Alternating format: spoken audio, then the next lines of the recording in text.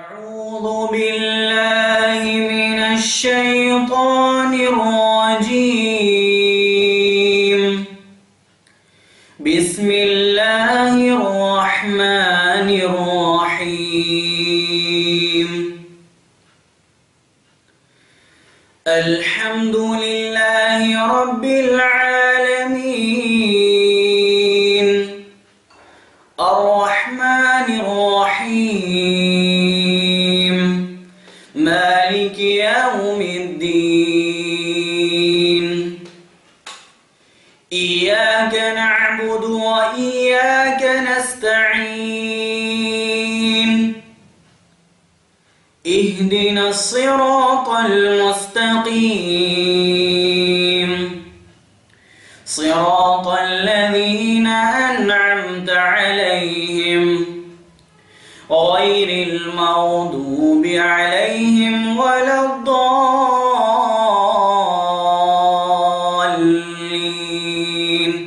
آمین. الحمدللہ اللہ رب العالمین کے فضل و کرم سے برا انسٹیٹیوٹ کی جانب سے تجوید کلاسز کا انعقاد کیا جا رہا ہے.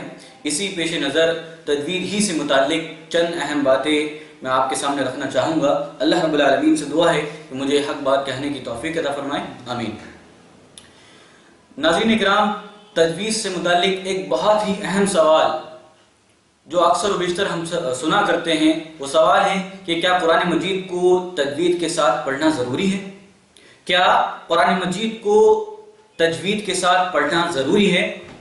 اس سوال کا جواب جاننے سے پہلے ایک تمہیدی چیز میں آپ کو بتاؤں کہ کسی بھی زبان کو جب ہی صحیح پڑھنا یا بولنا کہا جائے گا جب اس زبان کو اہل زبان کے مطابق پڑھا یا بولا جائے. بالکل اسی طرح قرآن مجید کو جب ہی صحیح پڑھنا کہا جائے گا جب قرآن مجید کو اس طرح پڑھا جائے جس طرح قرآن مجید نازل ہوا. اسی پیش نظر علماء اکرام نے ایک فن کمپائل کیا، ایک فن مدون کیا، ایک فن جمع کیا جس کو ہم تجوید کے نام سے جانتے ہیں. تجوید کا لغوی معنی ہوتا ہے کسی چیز کو اچھا کرنا، سنوارنا، بہتر کرنا، خوبصورتی پیدا کرنا.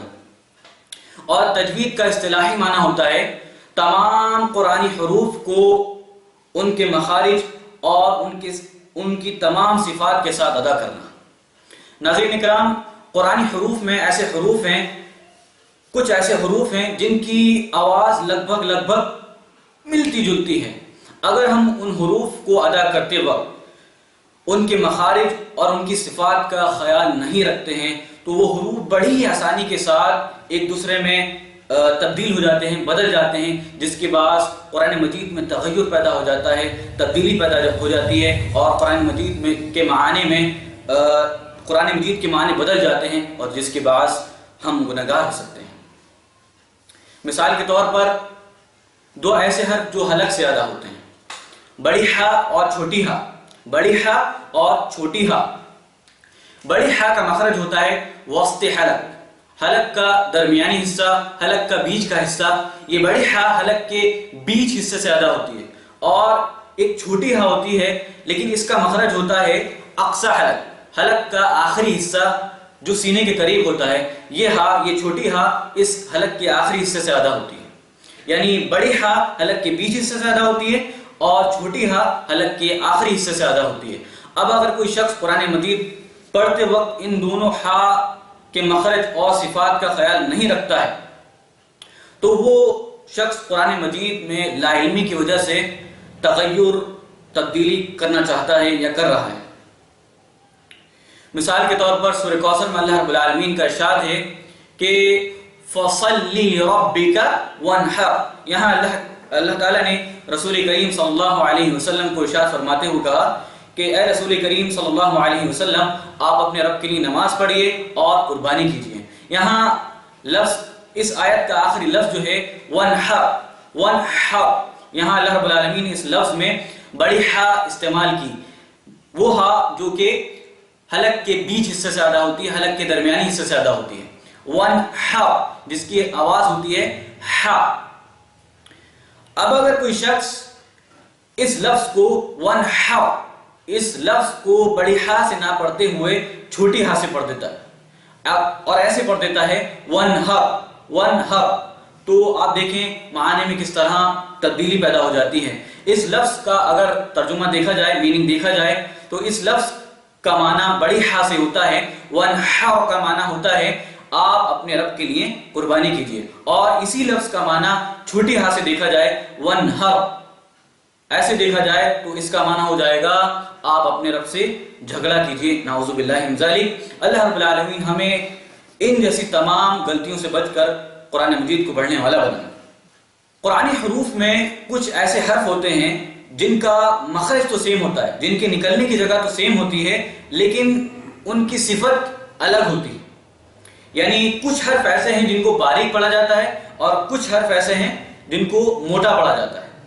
مثلا دو ایسے حرف جن کا مخرج تو سیم ہے، زال اور غا، زال اور غا، یہ دونوں حرف کیسے ادا ہوتے ہیں؟ جب ہماری زبان کی نوک سامنے والے اوپر کے دو دانتوں کے کنارے پر لگتی ہے تو یہ دونوں حرف ادا ہوتے ہیں، زال اور غا۔ لیکن ان دونوں میں جو فرق ہے وہ ہے صفت کا۔ زال ان حروف میں سے ہے جن کو باریک پڑھا جاتا ہے۔ زال کی ایک صفت ہے استفالہ، زال کی ایک صفت ہے استفالہ، زال ان حروف میں سے ہے جن کو باریک پڑھا جاتا ہے، اور وا، وا ان حروف میں سے ہے جن کو موٹا پڑھا جاتا ہے۔ وا کی صفت ہے، وا کی ایک صفت ہے استعالہ، یعنی ایسا حرف جس کو موٹا پڑھا جاتا ہے۔ اب اگر کوئی شخص ان دونوں حروف کو پڑھتے وقت صفت کا خیال نہیں رکھتا ہے تو وہ کس طرح قرآن مجید میں تغیر پیدا کر سکتا ہے، تبدیلی پیدا کر سکتا ہے، آپ اس مثال سے اندازہ لگائیں۔ سورہ نساء میں اللہ رب العالمین کا ارشاد ہے کہ وَنُدْخِلُهُمْ ظِلًّا ظَلِيلًا، وَنُدْخِلُهُمْ ظِلًّا ظَلِيلًا، اس کا معنی ہوتا ہے ظِلًّا ظَلِيلًا۔ یہاں اللہ رب العالمین نے ظِلًّا ظَلِيلًا میں غا استعمال کی، غا جس کی ایک صفت ہے استعالہ، یعنی غا ایسا حرف ہے جس کو موٹا پڑھا جاتا ہے، ٹھیک ہے؟ تو اس کا معنی ہو جائے گا کہ ہم جنتیوں کو گھنی چھاؤں میں داخل کریں گے۔ اب اگر کوئی شخص ظِلًّا ظَلِيلًا کو غا سے نہ پڑھتے ہوئے ذال پڑھ دے، یعنی صفت کا خیال نہیں رکھے اور ذال پڑھ دے، ایسے پڑھ دے وَنُدْخِلُهُمْ ظِلًّا ظَلِيلًا، تو اس آیت کا مطلب ہو جائے گا ہم جنتیوں کو ضلالتوں میں داخل کریں گے، نعوذ باللہ من ذالک۔ اللہ رب العالمین ہمیں ان تمام جیسی غلطیوں سے بچ کر قرآن مجید کو بالکل اسی طرح پڑھنے والا بنائیں جس طرح قرآن مجید نازل ہوا ہے۔ ناظرین اکرام، ایک وہ شخص جو قرآن تجوید کا لحاظ رکھتے ہوئے قرآن مجید پڑھتا ہے، اور ایک وہ شخص جو تجوید کو بالائے طاق رکھ کر قرآن مجید پڑھتا ہے، دونوں کی مثال آسمان و زمین کی ہو سکتی ہے۔ کیوں؟ کیونکہ فن تجوید جمع ہی اس لیے کیا گیا ہے کہ ہم قرآن مجید کو خوبصورت انداز سے سنوار کر پڑھیں، خوبصورت انداز کر کر پڑھیں، اچھا کر کے پڑھیں۔ فن تجوید میں کچھ ایسے رول ہیں، کچھ ایسے اسباق ہیں، غنہ ہے، اخفا ہے، مدود کی مقدار ہے۔ اگر ہم ان ساری چیزوں کا خیال نہیں رکھیں گے تو ہم قرآن تو پڑھ رہے ہیں لیکن اللہ رب العالمین کی نظر میں قرآن نہیں پڑھ رہے ہیں۔ کیوں؟ اس چیز کو میں ایک مثال سے آپ کو سمجھانا چاہوں۔ میں ایک آیت پڑھوں گا جس میں بالکل تجوید نہیں ہوگی، اور اسی آیت کو میں تجوید کے ساتھ پڑھ کر بتاؤں گا، آپ خود ہی اندازہ لگا لیں کہ تجوید کتنی اہم ہے قرآن مجید کو پڑھنے میں۔ آیت بغیر تجوید کے، خلق الانسان من صلصال کالفخار وخلق الجان من مارج من نار۔ اب اسی آیت کو اگر ہم تجوید کے ساتھ پڑھیں تو قرآن مجید سننے میں یا پڑھنے میں کتنا لطف آتا ہے، کتنا مزہ آتا ہے، آپ خود ہی اندازہ لگائیں اور تجوید کی اہمیت کا خود ہی اندازہ لگا لیں۔ خلق الانسان من صلصال كالفخار وخلق الجان من مارج من نار۔ تو آپ نے دیکھا کہ قرآن مجید کو پڑھنے میں تجوید کتنی اہم ثابت ہوتی ہے۔ اسی پیش نظر فن تجوید کے بہت ہی بڑے امام علامہ ابن جزری اپنی کتاب متن الجزریہ میں لکھتے ہیں کہ وَالْأَخَذُ بِالتَّجْوِيدِ حَتْمٌ لَازِمٌ مَنْ لَمْ يُجَوِّدُ الْقُرْآنَ آثِمٌ، کہ جو شخص کے تجوید کا علم حاصل کرنا، اس کو اخذ کرنا لازم اور ضروری ہے، اور جو شخص قرآن مجید کو تجوید کے ساتھ نہیں پڑھتا ہے گنہگار ہے۔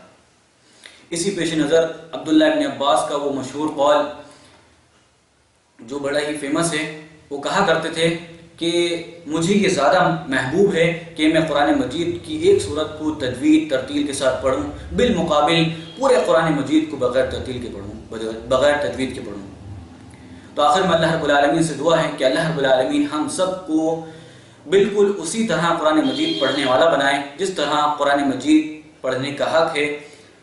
اور اسی پیش نظر اللہ رب العالمین نے سورہ بقرہ میں ارشاد فرمایا کہ الذین آتیناہم الکتاب یتلونہ حق تلاوتہ، جن لوگوں کو ہم نے کتاب عطا کی ہے، قرآن مجید عطا کیا ہے، وہ اس کی تلاوت اس طرح کرتے ہیں جس طرح تلاوت کرنے کا حق ہے۔ تو ناظرین کرام، اگر آپ چاہتے ہیں کہ قرآن مجید کے اس حق پر، یعنی قرآن مجید کا جو دوسرا حق ہے کہ ہم قرآن مجید کو بالکل اسی طرح پڑھیں جس طرح قرآن مجید نازل ہوا ہے، اگر آپ اسی طرح پڑھنا چاہتے ہیں تو پہلا بیچ تجوید کا انشاءاللہ 1 جنوری سے سٹارٹ ہونے جا رہا ہے، جس کی ٹائمنگ ہے 3:30 to 4:30، یعنی 3:30 سے 4:30 بجے۔ جلد از جلد اپنا رجسٹریشن کرائیں، دیے گئے نمبر پر اپنا رجسٹریشن کرا سکتے ہیں، اور انشاءاللہ اس کی مزید تفصیلات آپ تک پہنچا دی جائیں گی۔